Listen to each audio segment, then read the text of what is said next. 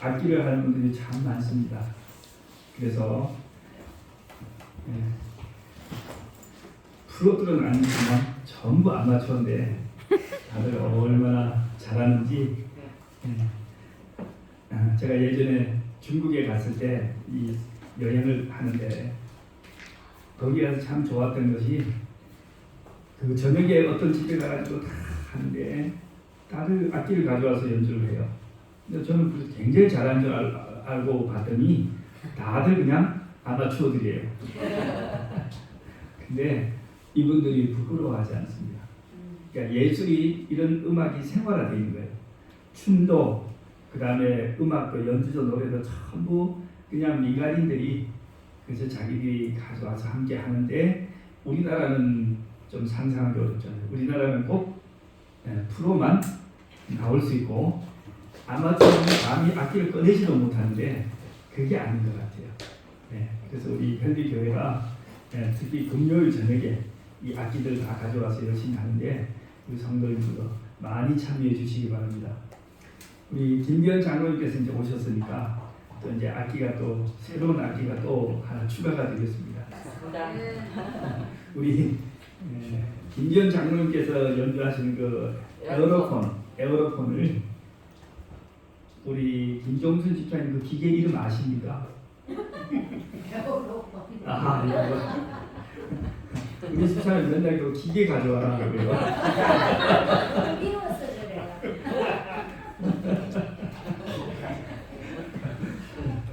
그래서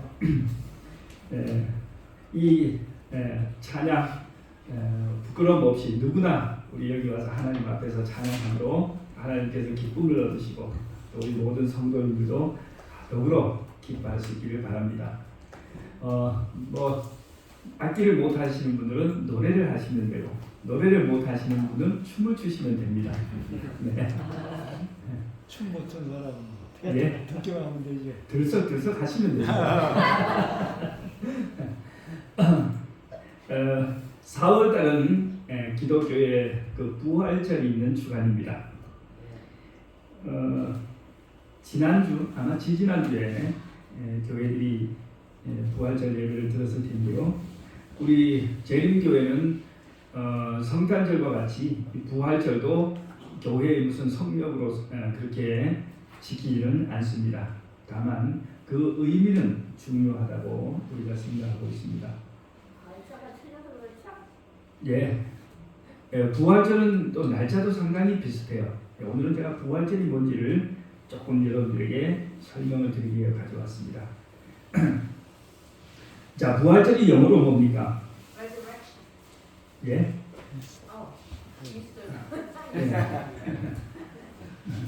부활절이 영어로 이스터입니다. 이스터데이. 그런데 이 이스터라고 하는 이름은 부활이라는 뜻이 아니고, 예? 그 이스트하고는 좀 달라요. 이스터는 유럽의 튜턴족의 여신 이름입니다. 이제 여러분 잘 들으셔야 돼요. 이 부활절을 우리가 지키는 이 부활절이 유래가 어떻게 됐는지를 아셔야 됩니다. 예, 이 이스터가 뭐가 아니라고요? 부활이라는 뜻이 전혀 없어요. 예, 이스터는 고대 가나안 지역의 여신 이름입니다. 자, 그러면 예수님이 돌아가신 이후에 부활하신 이후에 초대 교회가 부활절을 지켰을까요? 안 지켰을까요? 모르겠어요. 예, 자, 모르겠어요가 가장 정확한 대답입니다. 예. 자, 초대 교회는 부활절을 지켰는지 모르는데 영국의 브리테니커 대백과 아시죠? 대백과 사전에 브리테니커 대백과 사전에 보면은 초기 교회가 부활절을 지키지 않았다고 기록하고 있습니다.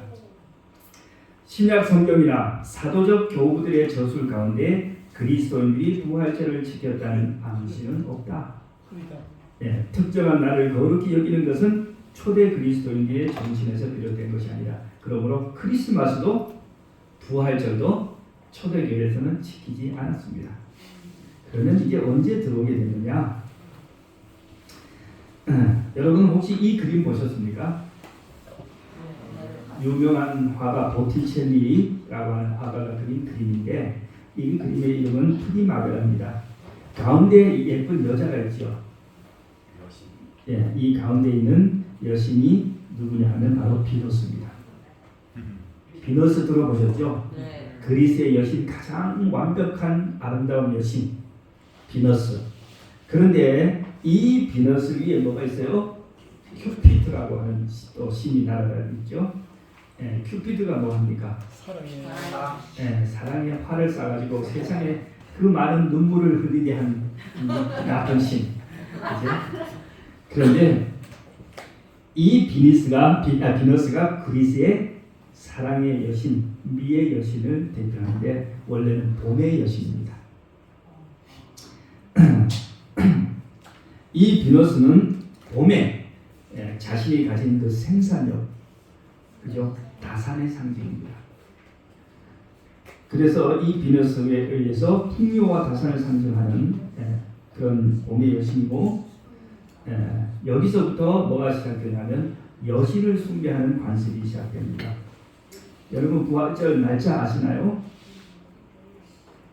부활절은 12월 25일 이렇게 정해지지 않고 성탄절처럼 날짜가 계속 바뀌죠. 왜 그렇습니까? 음력 그 바로 만월. 이 날짜를 계산하는 것은 원래 거기서 왔어요.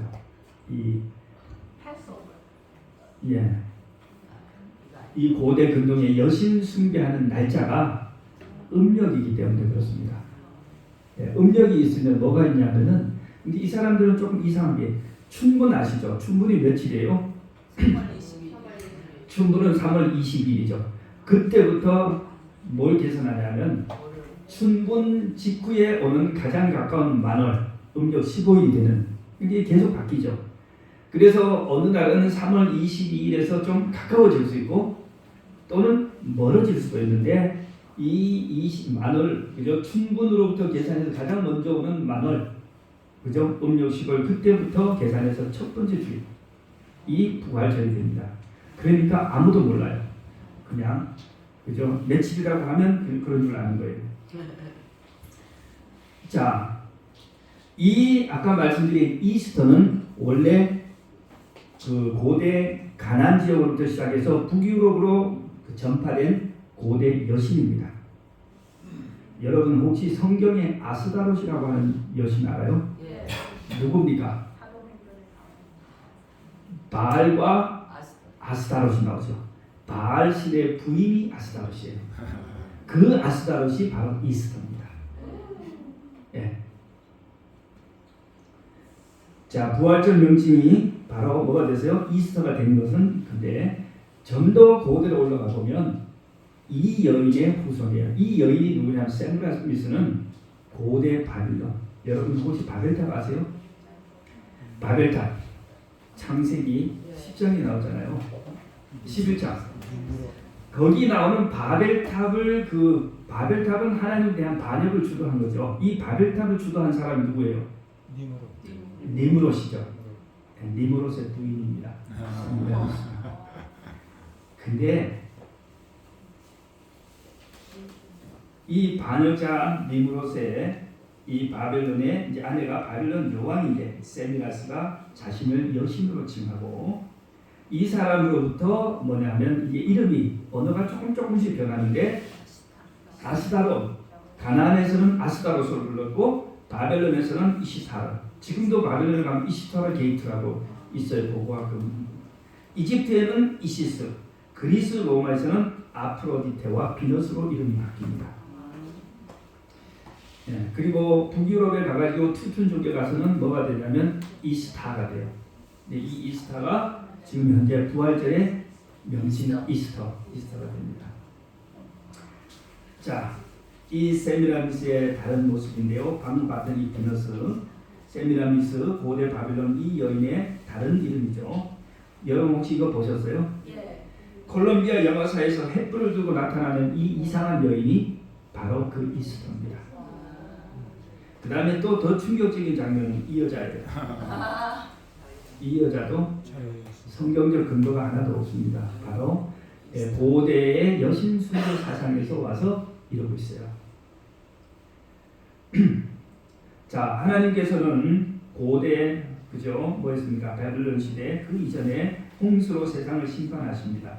그래서 당시의 사람들이 하나님을 두려운 존재로 그렇게 생각했어요. 반면에 인간의 죄악을 꾸짖지 않는 신 누굽니까? 바로 바알과 아스타르. 이 신은 정말 매력적인 신이었어요. 풍요와 다산의 신. 예, 이런 모습을 하고 뭐합니까? 풍요와 다산을 그죠? 사람들에게 그렇게 전파합니다. 자, 이렇게 해서 여신을 만들어내고 인류 역사에서 가장 유명한, 가장 인기 있는 정말 베스트셀러가 됐어요. 자, 이스라엘 이 고대 근동 지역 여기에서 가나안 지역에서 뭐였어요? 여기서 시작했어요. 예, 그렇게 한 다음에 그 고대 근동에 바알과 아스타로 이 부부신으로 등장했어요. 하나님께서 제일 싫어하셨죠. 왜? 이스라엘 백성들은 자주 바알과 아스타롯을 섬겼어요. 여러분, 이스라엘 백성들이 왜 바알과 아스타롯을 그렇게 섬겼는지 아세요? 하나님은 잔소리 많이 하는 꼰대. 그죠? 근데 바알과 아스타롯은 거기에 축제에 초대받아서 이스라엘 가면 상다리가 부러지게 고기를 차려놓고 엄청나게 맛있는 음식과 술과 고기를 준비해놓고 하루 종일 춤을 추고 노래를 부르고 그리고 저녁에 뭐가 있어요? 그 신전의 여사제들과 남자들이 동침을 하는 것입니다. 그러니까 거기 안 갈 수가 없잖아요. 네? 오늘 날 이따가 매달 며칠은 바알 신의 축제입니다. 그럼 어떻게 남자들이 이 손에 안 잡히겠죠. 거기 가서 하루 종일 자러도 먹고 하루 종일 춤추고 놀고 저녁에 뭐까지 신전의 여사들하고 잠까지 자고 얼마나 좋아요. 그 이스라엘 백성들이 바알 숭배를 하나님이 그렇게 심판하셔도 뭘 하지 못했어요? 포기하지 못하고 계속합니다. 언제까지 합니까? 나라가 망해가지고 바벨론으로 포로로 잡혀갈 때까지 계속 바알 숭배를 하는 것입니다. 네. 예. 이 농사를 시작하며 씨를 뿌릴 때 풍요를 기리기 위해서 가서 뭐예요? 신전의 장로들과 집단 성례가 이제 했단 말이죠. 남자 농경신인 바알과 여자 농경신인 아세라 신상 앞에서 생식을 통해서 풍요를 기원하는 예식이다. 그래서 그들이 어떻게 생각했냐면 남자들이 여자들이 땅은 뭐 하늘은 남자, 땅은 여자니까 그들이 이렇게 막 성관계를 하면 뭐예요? 땅과 하늘을 자극해가지고 하늘에서 비가 내리도록 한다 이거예요. 그러니까 이 종교라고 하는 것이 그렇게 황당한 인간의 주관적 상상으로 막 만들어내는 거예요. 자, 이스라엘 백성들은 바알 종교와 여호와 신앙 간의 양다리를 거치게 되고 결국 이로 인해서 하나님의 심판을 받고 이스라엘 유다 나라가 다 망하고 이제 바벨론에 포로를 갑니다. 다시 읽겠습니다. 성경 말씀 사사기. 그들이 여호와를 버리고 바알과 아스타롯을 섬겼으므로 여호와께서 이스라엘에게 진노하사. 여기 나오는 바알의 부인 아스타롯. 이 이름이 뭐라고요? 오늘날의 부활절의 이스터예요. 영어 이름은 그대로 이스터예요.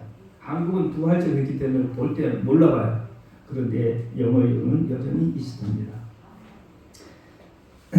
자, 북유럽 투톤족은 이 여신을 가져가가지고 봄의 여신이자 풍요와 다산의 신으로 만들어서 그렇게 경배를 했어요. 자, 이스터에 그죠? 이스터 또는 이스터데이라고 부활절 영어로 그렇게 했죠. 자, 넘어가겠습니다. 부활절 달걀은 왜 나왔을까요? 토끼는 왜 나왔을까요? 네, 전부 다 풍요와 다산을 상징하는 그런 것들입니다. 이거는 뭐예요? 여기는 왜 토끼가 있어요? 역시 부활절 여신 숭배에서 온 겁니다.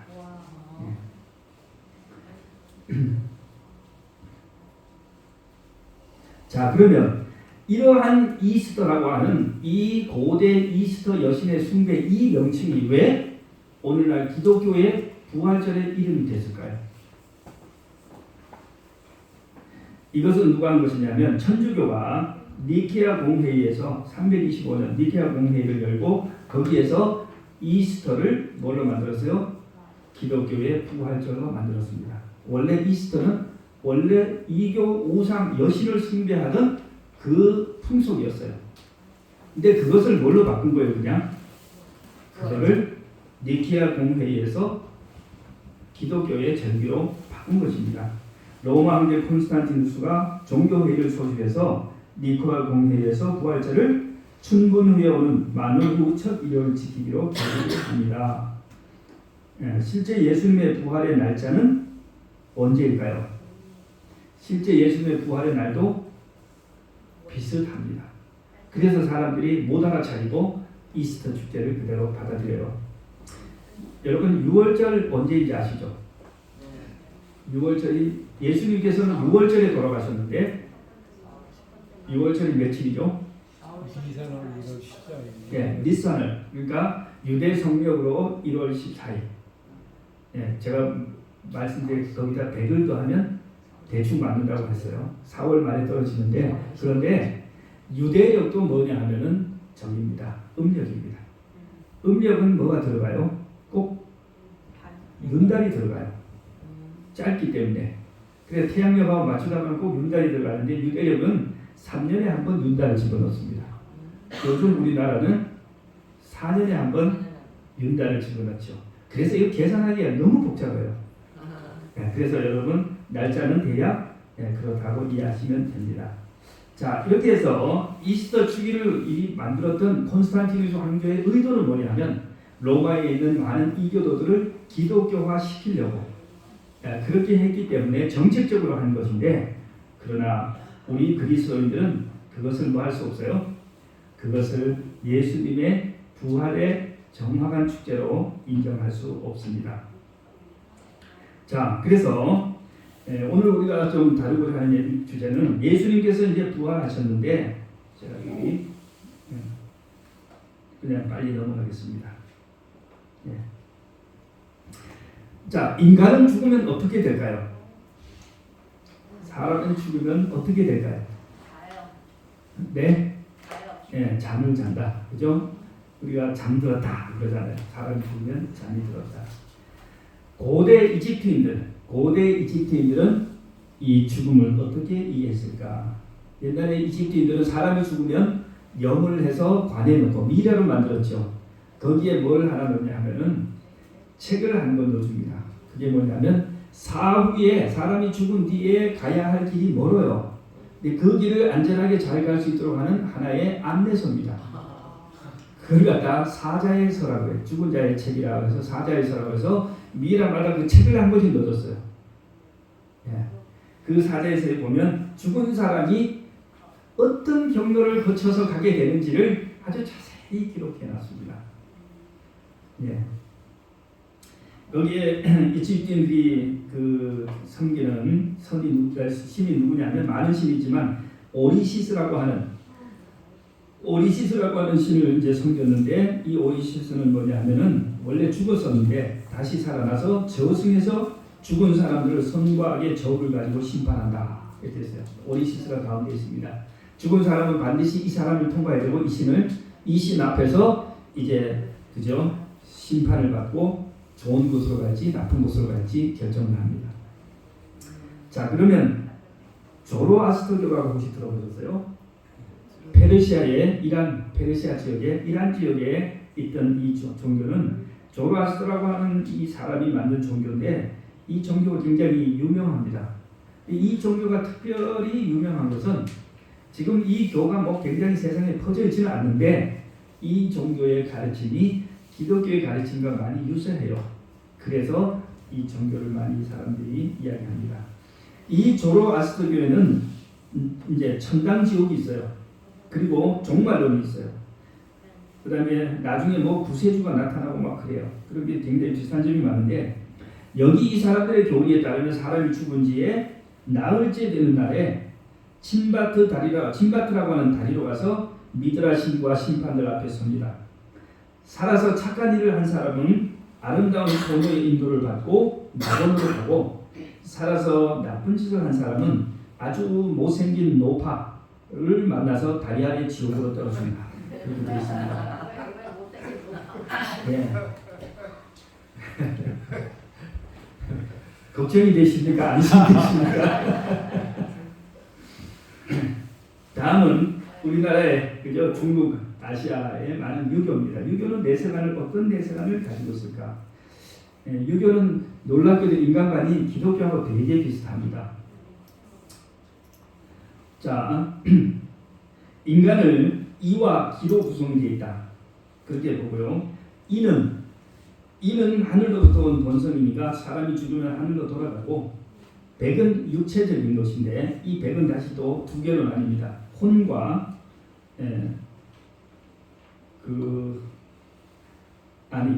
이 백이 백과 혼으로 다시 나뉘는데, 혼은 정신적인, 백은 땅으로 돌아가고, 정신적인 측면에는 이 혼이 이제 부천을 떠도는 겁니다. 일정 기간 동안 하늘과 땅 사이의 중간 단계에서 머물다가 사라지는데, 그래서 이때 자손들이 제사 잘 지내야 돼요. 유교에서는 죽음은 불변하는 것이 아니며 혼백이 완전히 소멸하는 시간은 120년이래요. 그러니까 어떤 사람이 죽어서 혼과 백이, 육신적인 것과 정신적인 것이 완전히 소멸하는데 얼마 걸려요? 120년이 걸려요. 그래서 1대가 30년이니까 4대까지 제사를 지내줘야 됩니다.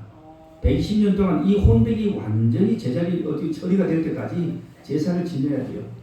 그렇지 않으면 아주 부여자예요. 그래서 고조부까지 제사를 지내야 되고요. 그 밑에 조상은 그냥 한꺼번에 제사를 지내면 되고요.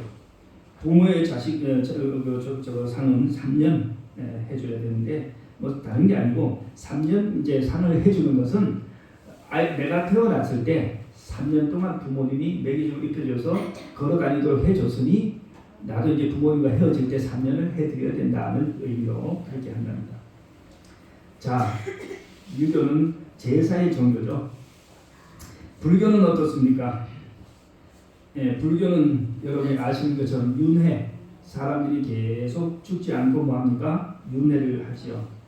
6가지 윤회의 길이 있는데 제일 낮은 것이 지옥이고, 그죠? 지옥, 아비, 축생, 아수라, 인간, 천상.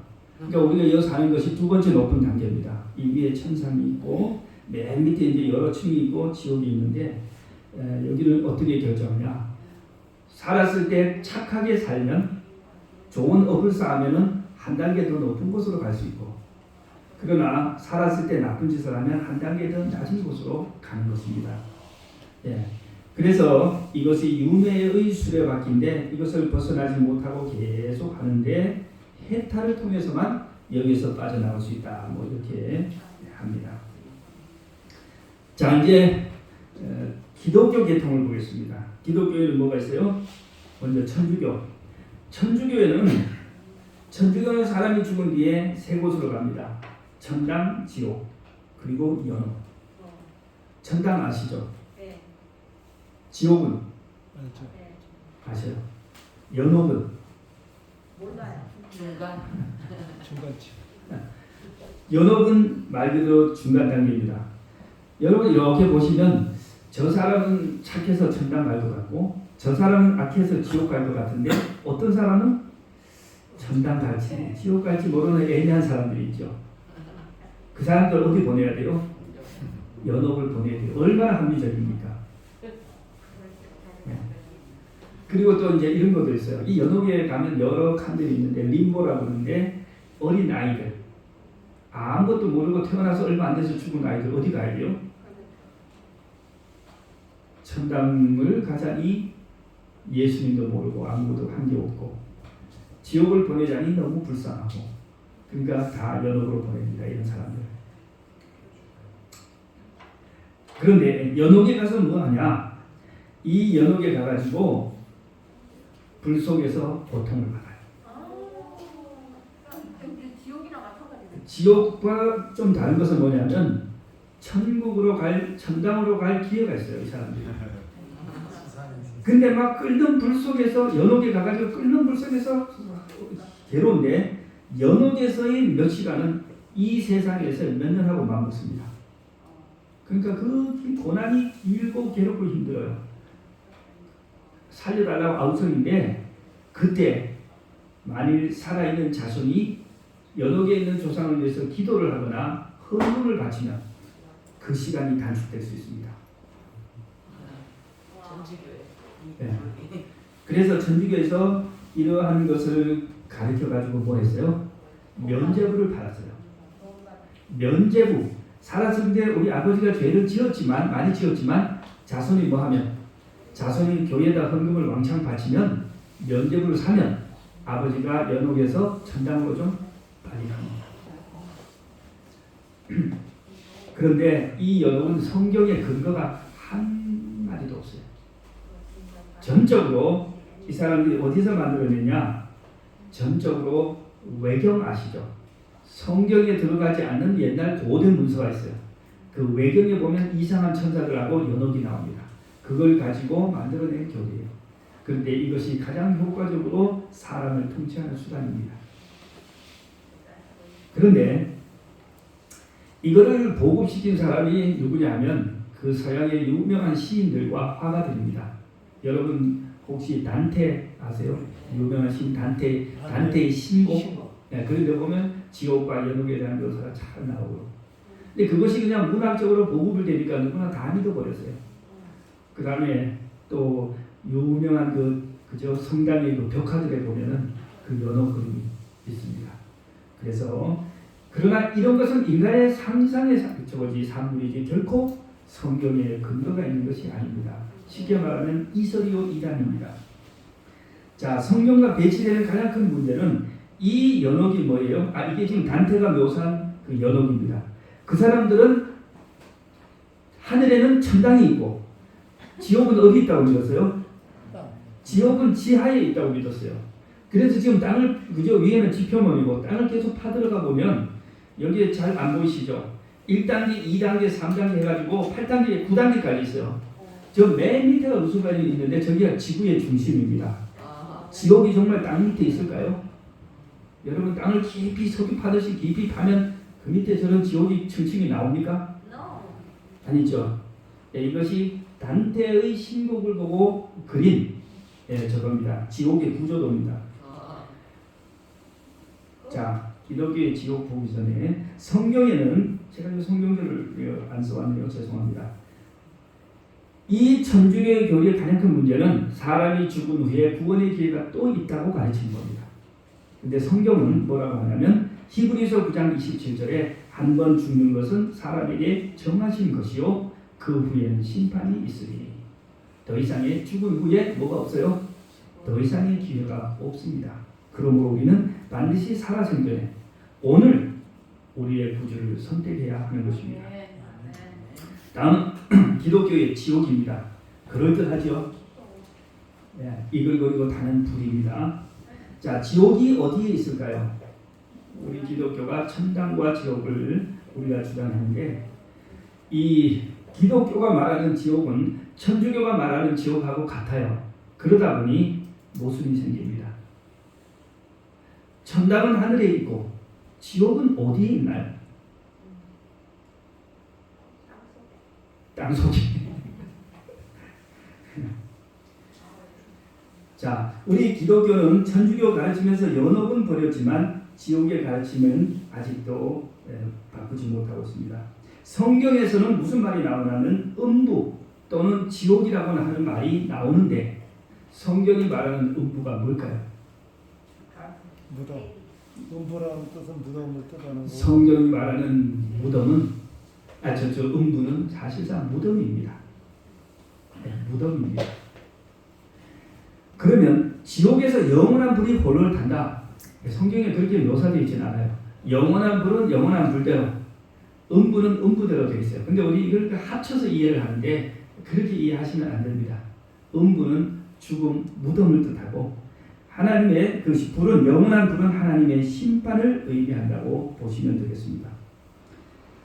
자, 많은 종교, 방금 우리가 살펴본 것처럼 많은 종교에는 사후 세계에 대한 가르침이 아주 많습니다. 다 유사하고 비슷비슷하면서 약간씩 차이가 있고요. 그런데 공통점은 뭐냐면 어떤 종교도 아주 경전에 명확하게 이러한 것을 사후 세계를 그렇게 기록한 것이 아니고 대부분의 사람들의 상상에 기초하고 있다는 것입니다. 오직 우리가 가지고 있는 성경책에서만이 죽음 이후의 인간의 삶에 대해서 정확한 말씀을 우리가 볼 수 있습니다. 그래서 오늘 우리가 이 성경의 가르침을 통해서 사후 세계가 어떠한 것인지를 좀 보겠습니다. 창세기 2장 7절 하나님께서 인간을 창조하실 때 여호와 하나님이 땅에 흙으로 사람을 지으시고 이 생기는 호흡입니다. 생기를 그 코에 불어넣으시니 사람이 생명이 되니라. 그렇죠. 그 다음에 사람의 죽음에 대해서 성경은 뭐라고 말하냐면 흙은 여전히 땅으로 돌아가고 영은 그것을 주신 하나님께 돌아가기 전에 기억하라. 그러니까 죽음은 뭐예요? 반대로 되는 거죠. 흙은 땅으로 돌아가고 이 영은 우리가 생각할 때 귀신이 아니고 이 영을 우리 성경에 어떻게 번역했냐면 정신, 호흡, 숨, 바람, 영 다양하게 번역했어요. 그래서 그냥 호흡은 방금 생기와 같이요. 그죠? 이 생기가 왔으니까 호흡은 하나님께로 돌아간다. 그렇게 기억하시면 됩니다. 에스겔 18장 20절 범죄하는 그 영혼이 뭐하리라? 죽으리라. 우리 많은 사람들이 생각할 때 기독교인들도 생각해요. 육체는 죽지만 영혼은 어디 막 이렇게 떠돌아 댕기고 어디 뭐 천당에 가 있고 이렇게 생각하는데 성경은 분명히 얘기했습니다. 범죄하는 그 영혼이 말이라 죽으리라. 소멸된다는 것입니다. 자, 죽음은 무엇이냐? 성경은 예수님의 말씀입니다. 예수님께서 죽음에 대해서 말씀하시기를 가라사대 물러가라. 이 소녀가 죽은 것이 아니라 잔다 하시니 저들이 비웃더라. 예수님께서는 죽음을 뭐라고 하셨어요? 잠이라고 모셨어요. 자, 잠이 무슨 뜻일까요? 잠의 특징. 첫째, 잠을 자면 아무것도 몰라요. 그죠? 시간의 흐름도 모르고 살았을 때 기억도 모르고 미움과 슬픔과 아무것도 몰라요. 아픔과 고통도 다 없어집니다. 전도서 9장 5절 무릇 산 자는 죽을 줄 알되 죽은 자는 아무것도 모르며 다시는 상도 받지 못하는 것은 그 이미 잊어버린 바 됩니다. 이사야 38장 18절 스올, 이거 소위 이제 우리가 말하는 지옥입니다. 무덤이 주께 감사하지 못하며 사망이 주를 찬양하지 못하며 무덤에 들어간 자가 주의 신실을 바라지 못하되 오직 산자 곧 산자는 오늘 내가 하는 것 같이 주께 감사하며 주의 신실을 그의 자녀에게 알게 하리라. 그죠? 죽은 사람은 심지어 의인이라도 뭘 몰라요? 아무것도 모르고 주님을 찬양할 수도 없습니다. 다음 두 번째 잠의 두 번째 특징은 뭐예요? 깨어나는 것이잖아요. 그죠? 잠은 깨어나는 것입니다. 고린도서 15장 아담 안에서 모든 사람이 죽은 것 같이 그리스도 안에서 모든 사람이 삶을 얻으리라. 그렇게 말씀했습니다. 자, 그러면 의인만 부활할까요? 의인만 부활하는 게 아니에요. 악인도 부활한다고 했어요. 요한복음 5장 28절 이를 놀랍게 여기지 말라. 무덤 속에 있는 자가 다 그의 음성을 들을 때가 오나니 선한 일을 행한 자는 생명의 부활로 악한 일을 행한 자는 심판의 부활로 나오리라. 그러니까 세상 사람들이 어떻게 말해요? 죽으면 그만이지. 죽으면 그만이 아니에요. 죽은 다음에 뭐가 있어요? 하나님의 진짜 심판이 기다리고 있습니다. 그러니까 나쁜 짓 하고 탁 죽어서 끝내려고 하는 사람들 어리석은 사람들이에요. 요한계시록 20장 4절에서 6절 시간상 다 읽지 않겠습니다. 중간 부분 5절 바로 앞에요. 이러한 자들이 의인들이 그리스도와 더불어 1000년 동안 왕노릇하니 이는 뭐라고요? 5절 보세요. 첫째 부활이다. 이 첫째 부활에 참여하는 자들은 복이 있고 거룩하도다. 자, 여기 앞에 쭉 설명하면서 의인들입니다. 구원받은 의인들, 구원받았는데 뭐했어요? 나이가 들어서나 질병이 들어서 사고로 죽었어요. 이 사람들은 뭐합니까? 첫째 부활에 참여해서 1000년 동안 그리스도와 함께 왕노릇한다고 했어요. 자, 첫째 부활이 있으면 뭐도 있어요? 둘째 부활. 둘째 부활이 있어요. 이 둘째 부활은 누구의 부활일까요? 악인들. 둘째 부활은 악인들의 부활입니다. 첫 번째 부활은 하나님의 상을 받으려고 일어나는 것이고, 둘째 부활은 벌 받으려고 일어나는 것이에요. 계시록 20장 5절, 그 나머지 죽은 자들은 그 천년이 차기까지 살지 못하더라. 이 말은 나머지 악인들이 천년 후에 살아난다는 뜻이에요. 이게 가마가 요한복음 5장 29절, 선한 일을 행한 자는 생명의 부활로, 악한 일을 행한 자는 심판의 부활로 나오리라 그랬습니다. 계시록 20장 7절부터 이제 뭐가 나와요? 이 천년 이후에 있을 하나님의 심판이 나오는데, 천년이 참에 사단이 그 옥에서 놓여 나와서 땅의 사방 백성 곧 곡과 마곡을 미혹하고 모아 싸움을 붙이리니. 그 다음에 9절, 그들이 지면에 널리 퍼져 성도들의 짐과 사랑하시는 성을 두르매 하늘에서 불이 내려와 그들을 태워버리고, 또 그들을 미혹하는 마귀가 불과 유황못에 던지니 거기는 그 짐승과 거짓 선지자가 있어 세세토록 밤낮 괴로움을 받으리라. 이게 뭐냐 하면은 바로 두 번째 부활에 일어난 사람들이 심판을 받는 장면인데, 마귀가 뭐 한다고요? 마귀가 불못에 던진다. 근데 여기 뭐가 되어서 마지막에 세세토록 밤낮 괴로움을 받으려 하니까 다들 뭐라고요? 영원히 죽지 않고 불타는구나, 그렇게 생각해요. 예, 그런데 여러분, 성경에 나오는 영원한 불이 무슨 뜻일까요? 성경에 나오는 영원한 불이 영원히 탄다는 뜻이 아니에요. 유다서 1장 7절 보겠습니다. 소돔과 고모라와 이웃 도시들도 그들과 같은 행동으로 음란하며 다른 육체를 따라, 이건 뭐냐면 동성애입니다. 동성애를 하다가 영원한 불의 형벌을 받음으로 거울이 되었느니라. 영원한 불로 소돔과 고모라를 태웠다고 했어요. 그런데 소돔과 고모라가 그 불이 지금까지 타지는 않지요. 안 타요. 그죠? 예, 롯의 시대, 아브라함 시대니까 지금부터 한 4000년 전에 롯이 살던 그 시대에 소돔과 고모라가 완전히 불타서 멸망했다. 여기 보면 영원한 불의 의미는 하나님의 심판으로 완전히 숭불하고 다시는 존재할 수 없다, 이것을 말합니다.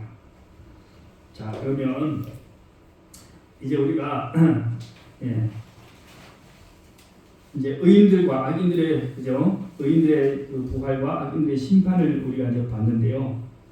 자, 이 심판에 대한 설명이 조금 나옵니다.